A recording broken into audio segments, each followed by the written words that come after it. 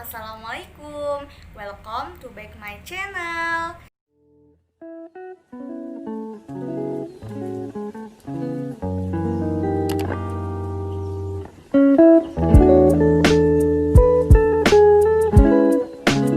Nah, di video kali ini aku mau berbagi sharing kepada kalian tentang edukasi penyuluhan hipertensi. Nah, sebelum kalian tonton, sebaiknya kalian like, comment, dan subscribe.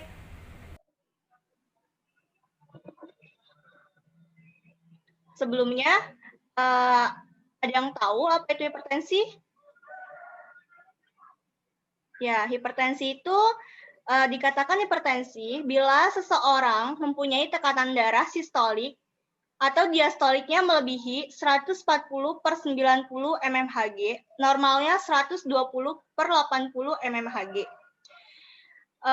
Sistolik itu tekanan saat jantung memompa darah ke seluruh tubuh. Kalau diastolik, tekanan darah di arteri saat jantung beristirahat. Kenapa bisa disebut hipertensi sih? Nah, hipertensi ini merupakan salah satu penyakit yang disebut juga dengan silent killer atau pembunuh diam-diam. Apa sih gejala hipertensi itu? Nah, gejala hipertensi itu yang pertama ada pusing, ada sakit kepala, ada nyeri pada tengkuk, dada berdebar, sakit dada, pandangan kabur. Yang paling kita takuti dari hipertensi ini adalah komplikasinya, yang dapat menyebabkan penyakit-penyakit lain seperti sakit jantung, sakit stroke, gangguan pembuluh darah tepi, gangguan saraf, gangguan otak, dan gangguan pada mata ataupun retina. Kemudian akibat komplikasinya yaitu satu, ada otak. Otak itu pecahnya pembuluh darah di otak itu dapat menyebabkan stroke. Dua, mata. Pendarahan selaput mata atau retina mata itu dapat menyebabkan kebutaan atau retinopati hipertensi. Tiga, jantung, penyakit jantung koroner atau infark jantung, gagal jantung. Empat, ginjal atau kerusakan ginjal, gagal ginjal terminal, penyakit ginjal kronik. Untuk di Indonesia sendiri, angka hipertensi cukup tinggi. Hampir sepertiga dari orang dewasa sering sekali tidak diketahui dan tidak disadari. Bahkan mereka mempunyai tekanan darah tinggi.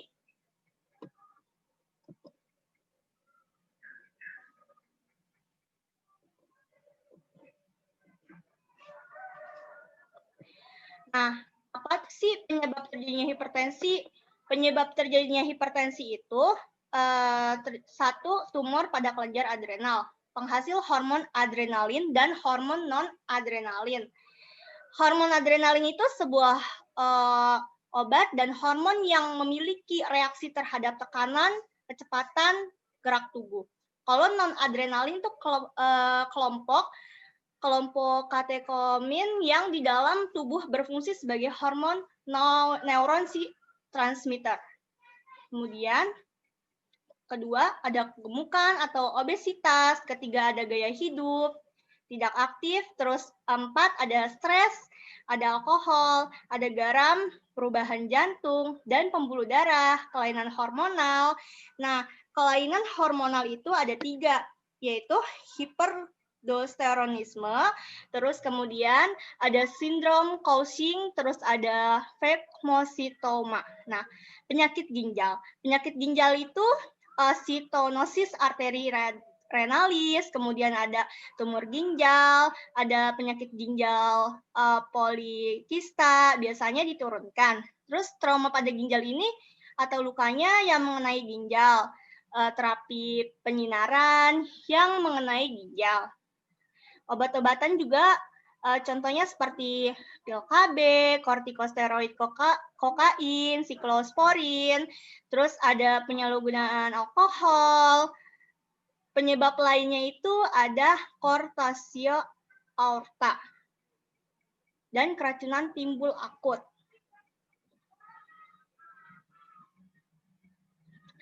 Nah, faktor resiko terjadinya hipertensi itu terbagi menjadi dua, tidak dapat dikontrol dan dapat dikontrol. Tidak dapat dikontrol itu ada umur, jenis kelamin, ada genetik. Genetik itu faktor keturunan.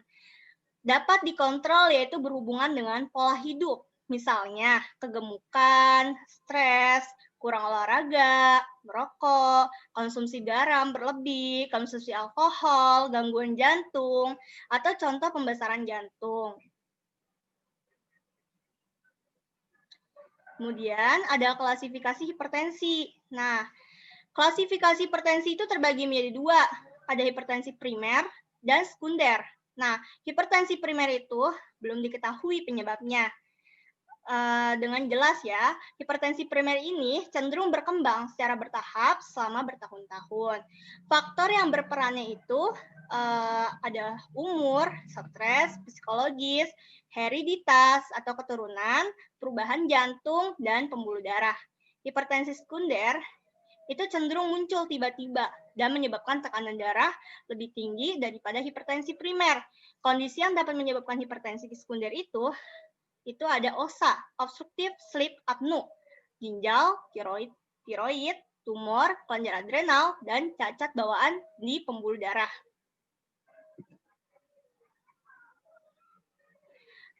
Pengaturan menu pada makanan itu diet pada penyakit hipertensi, yaitu ada diet rendah garam. Nah, konsumsi garam itu per hari ada 3.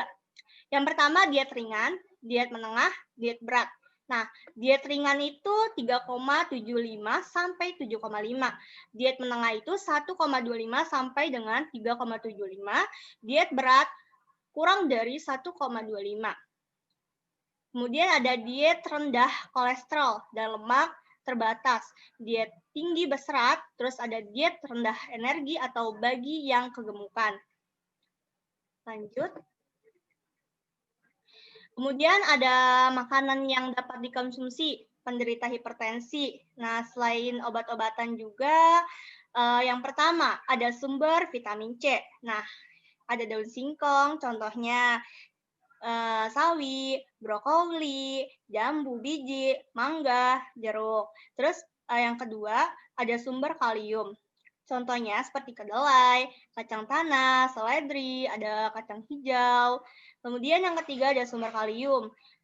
Kalium sudah, kemudian kalsium, susu, rebon, teri, bayam merah.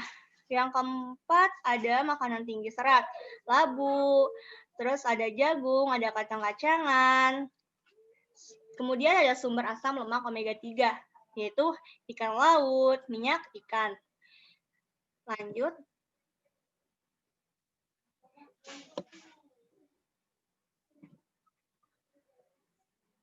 Pengobatan hipertensi itu terbagi menjadi dua, yaitu non-farmakologis dan farmakologis. Nah, non-farmakologis itu dapat mengendalikan berat badan, mengurangi konsumsi garam lemak, terus ciptakan keadaan rileks dengan latihan relaksasi atau meditasi, olahraga teratur, berhenti merokok, menghindari minum beralkohol, terus berusaha hidup positif, contohnya menghilangkan perasaan iri dan dengki, dan mencoba menolong orang lain. Kemudian periksa kesehatan secara rutin ke pelayanan kesehatan. Kemudian yang kedua itu ada farmakologis, yaitu dengan obat-obatan. Yaitu ada pengobatan hipertensi. Sekunder lebih mendahulukan pengobatan kasualnya. Kemudian ada pengobatan hipertensi primer, menurunkan tekanan darah, memperpanjang hidupnya. Kemudian menurunkan tekanan darah dengan obat antihipertensi.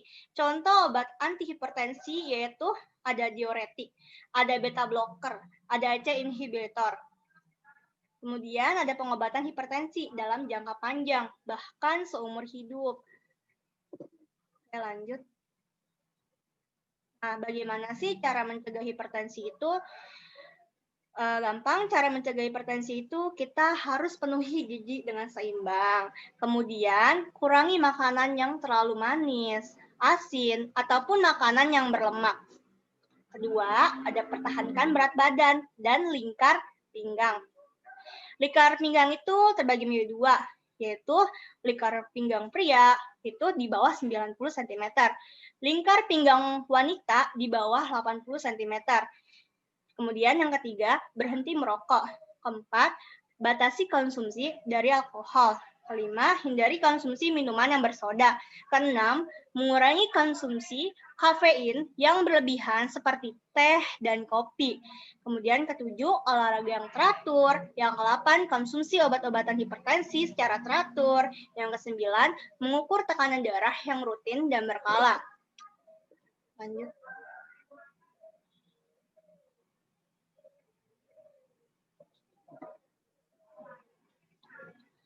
Pengobatan tradisional penyakit hipertensi juga ada ya. Contohnya saya kasih contoh, yaitu pengobatan buah mengkudu. Nah, buah mengkudu itu bisa dikonsumsi untuk menurunkan hipertensi atau tekanan darah tinggi itu. Nah, langkah-langkahnya itu yaitu nih, ambil 2 buah mengkudunya. Terus telah yang matang atau yang masak, terus di pohonnya. Terus biasanya berwarna hijau ke kuning-kuningan dan sudah tidak terlalu keras, dan 1 sendok makan madu minum yang murni itu ya. Kemudian buah mengkudu diperas untuk diambil airnya. Cairannya bisa dengan dipotong kecil-kecil lalu ditumbuk hingga keluar airnya. Terus kemudian saring airnya dan masukkan ke dalam gelas. Kemudian masukkan madu dan aduk sampai merata. Minum dengan segera, ulangi 2 hari sekali. Terima kasih. Apakah ada yang ingin bertanya?